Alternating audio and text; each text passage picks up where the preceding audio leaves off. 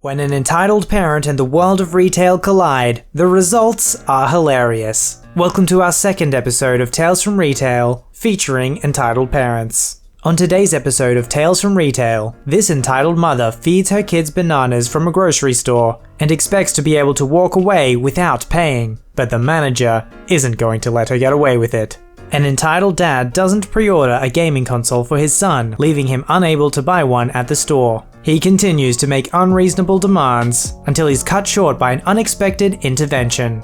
A man is excited about starting his new job at a convenience store, but unexpectedly things start spiraling out of control. What does he have to do to be rescued?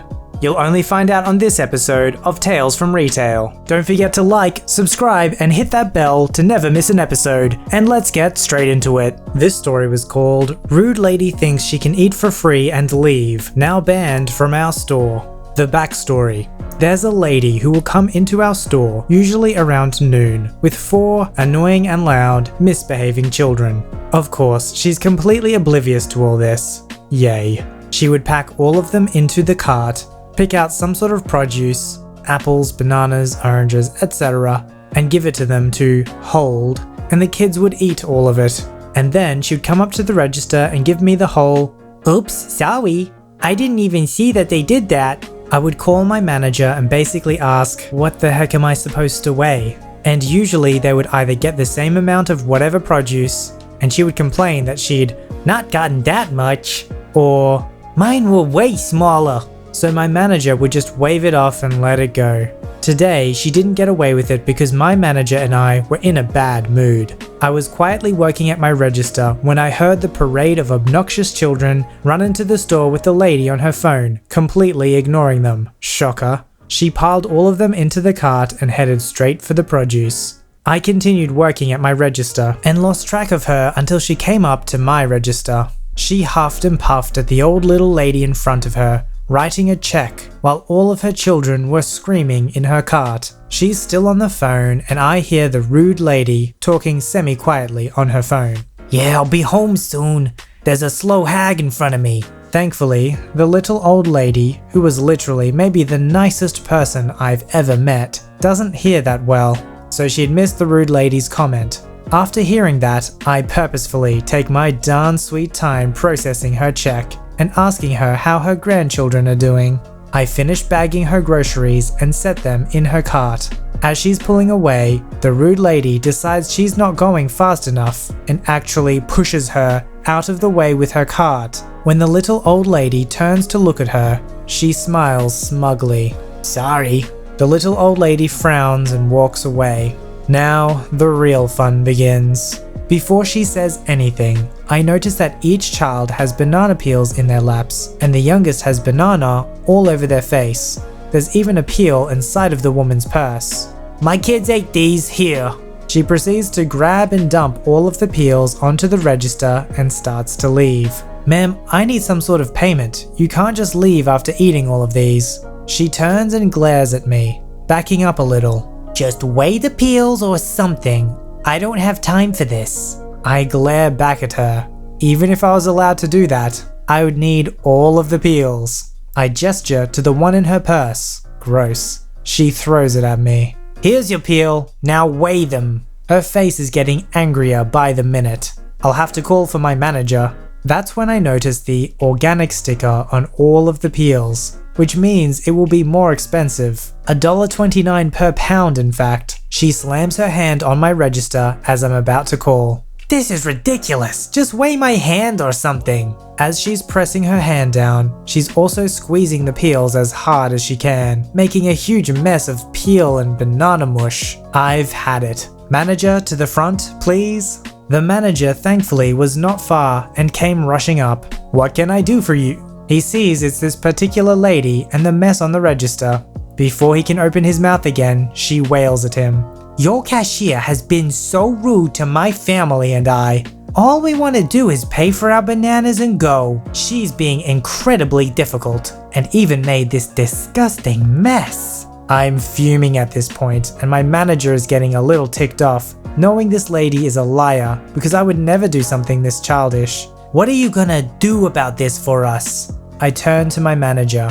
Her and her children ate an entire bunch of bananas, tried to leave without paying, and when I called her out on it, she told me to weigh her hand and squished these peels. The manager nodded. Go ahead and weigh her hand. Whatever it comes to, she can pay that. Then, she's no longer welcome at our store.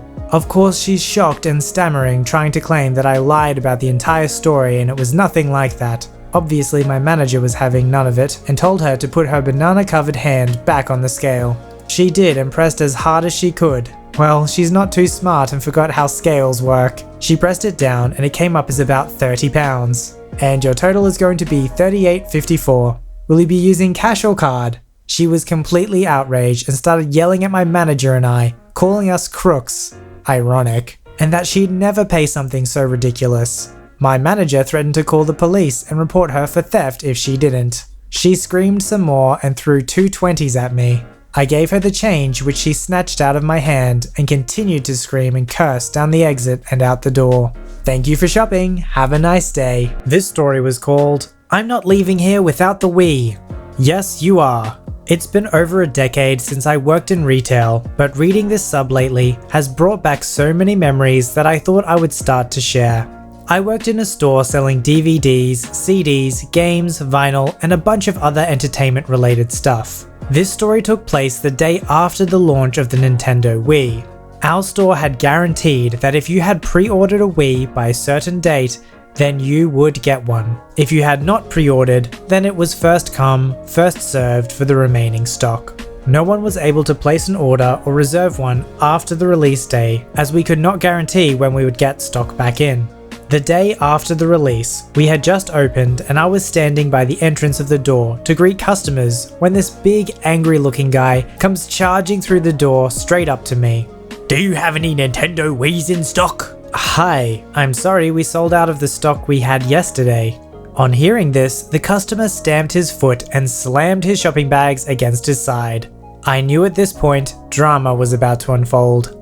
Right, well I want to pre-order one. I'm sorry, we can no longer take pre-orders as it's now after the release day, and we are unable to take orders as we cannot guarantee when we will receive stock again, since the product is in such high demand. That's a lie. What? You're lying to me. I was in here 2 weeks ago and was told if I pre-ordered I was guaranteed one on the day of the release. At this point I'm thinking maybe I've misunderstood that he has in fact pre-ordered, so I make an attempt at clarifying. Oh, are you here to collect a pre-order? Do you have your order slip and receipt? No, I don't have a slip. You should have one for me because I inquired about wanting one weeks ago. Either give me one now or order one for me. My son wants one. That's not how it works, unfortunately. We only pre-order with a deposit. If you have not paid a deposit, then we do not have a pre-order for you. I cannot order you one either as our system will not let us. This is ridiculous. Give me a manager right now, as you are obviously incapable of sorting out this mess. I'm not leaving here without the Wii. As angry as this guy already was, he was about to get even angrier that I was in fact the manager on duty and the only one around. I was a supervisor who did opening and closing. Supervisors were designated managers on duty when there were no real grown-ups around. The guy flipped out, pointing his fingers in my face, calling me a liar, telling me there is no way some little girl was a manager. Just as I was starting to worry this guy was about to physically assault me, something wonderful happened. I felt something brush over the top of my shoulder from behind, and suddenly the customer's face dropped and he was being dragged towards the door. Unbeknown to me, our security guard had just come on shift and was just entering the shop floor when he heard the customer screaming at me. He walked straight up from behind me, grabbed the guy by his neck, and dragged him outside backwards, telling him, "You're done." Once outside, the guy stood between me and the security guard, almost foaming at the mouth with rage for a good minute, before turning and storming out of sight. This story doesn't surprise me too much because I remember the Wii mania. Back in the day. Something must click in entitled parents' heads when a child's getting a gift, like a gaming console. They seem to freak out and demand it. Now if this guy really wanted the Wii, he would have put down the deposit instead of just making an inquiry. This story was called That Time I Accidentally Took a Whole Convenience Store Hostage. This is the most exciting Tales from Retail story I've got. This was back in, I want to say, 2005, before the proliferation of smartphones, etc. It's about the time I worked at a gas station / convenience store for one whole day and ended up as a manager and district manager's worst nightmare. I'd taken the job not 2 days before and was told to show up at 7 AM on a Monday for training. No big deal, right? The manager, TM, certainly seemed stable enough at the time, but I suppose that's what they say about all the crazies. So, I show up at 7 AM, bright-eyed and bushy-tailed, and ready to get into the work. I'm immediately introduced to the young lady, YL, who's been tasked with training me by the manager. The manager spends the first 20 minutes of my shift not training me, but ranting and rambling about how she's just worked a double graveyard, and how she's bushed, and now this place just sucks her dry. You get the idea. Then she reiterates that the young lady's going to be with me all day, training me step by step, and is then gone in a puff of smoke, gone home to get some much-deserved sleep. She leaves her home number on the scrap of paper behind the counter, in case of emergencies only. Sensible enough. We get down to business. The young lady's shocked that I'm already somewhat register and computer literate, and takes the opportunity to abandon me in the back room doing a few hours of computer training that I gather is supposed to encompass the entirety of my day. When I finish my computer training, I step out into the main store area to be relieved of duty. The young lady instead informs me that we're now going to do some hands-on training. Weird, but fine, I guess. I mean, I'm not gonna scoff at a few extra hours on my paycheck, so whatever. Let's do some hands-on work. The hands-on work goes for about an hour and a half, bringing my day to about 4.5 hours at this point, until the young lady pulls me aside and announces, with a beaming grin on her face, "You know what? I think screw this place." Screw this place? Yeah man, screw it. It's bullcrap anyway. Screw everything, I quit. Like, in 2 weeks? Like now. What? With that, she tears off her smock, lights a cigarette, and walks out of the joint, leaving me to mind the store alone. I don't know how to do cash drops. I don't know how to do most of this stuff. I've been here for 4 hours tops. You must be kidding me. The young lady locks the door to the back room, shoves the key underneath the door, and is gone forever. So, like the nice young man I am, I call the manager's emergency number. The phone rings and rings and rings for maybe 2 minutes straight before she finally answers, mid-snore, with a befuddled, "What's up?" I promptly explain the situation to her and tell her that I need help. She tells me to hold tight and that she's going to call her assistant manager to come and help. You know where this is going. The assistant manager never comes. I'm waiting for another 2 hours and AM never shows up. I call the manager back. Same deal. 2 minutes of continuous ringing. She promises something else and hangs up on me. We go through this process 4 more times over the course of 2 more hours. When the next person on shift is due to show up anyway, he never shows. Naturally. So I call the manager until she finally just takes her phone off the hook so I can't call her anymore. This is the part of the story where I start to freak out. I have no other numbers. I know no one else who works there. I am alone. No way to clock out, no way to hide, no way to lock the doors, nothing. Just work, only work. Forever and ever and ever. I can see that this is how I die. I'm sure of it. I'm in a really crappy, boring version of Final Destination. At this point, I feel the need to call out the dudes who ran the tattoo shop across the street. They'd been coming in for cokes and energy drinks and such throughout the day, and had taken a keen interest in my well-being. They were pretty up on the situation, and kept me reasonably calm throughout the day. They noticed I was starting to freak out, asked me what the situation was. I explained. Just like that, these champions jump into action. They bring me their phone book with all the numbers of the other stores in the area circled, and they go to the local taco cart and get me a plate of tacos and a Coke to keep up my strength. I'm not into dudes, but I considered asking these guys to marry me then and there. Fueled by tacos and sheer unadulterated panic, I start making calls. Other stores are shocked by what's happened, but don't have anyone to spare. They've got no one. But one of them gives me the district manager's home number. Bingo. I explained the situation to him and listened as he went from perfectly congenial to absolutely terrified. He tells me, "I'm coming down there to personally relieve you from your shift, but then he says the perfect combination of words to set me off. But I'm going to need an hour and a half, is that okay? Welcome to my breaking point. I begin to shout and shout and shout. No, that is not all right. I'll tell you what, district manager. Either you get down here in half an hour, or I am going to open the cash registers, the safe, turn the gas pumps on unlimited, run and go home. Is that what you want? Free gas and free money for everyone who comes into the store until there's no more money? Is that what you want?